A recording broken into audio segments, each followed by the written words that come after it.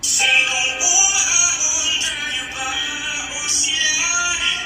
Nakikita habang nakalimutan pa sa labang tulisan. Pinaghirapan kong mga pahayag kung mundo na lang